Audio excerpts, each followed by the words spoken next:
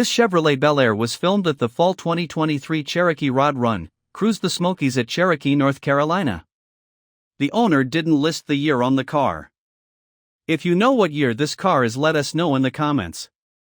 Let us know what you think about it in the comments. To see more from this car show, click the playlist link in the description. Please give us a thumbs up. Subscribe for free to our YouTube channel to see all of our upcoming videos.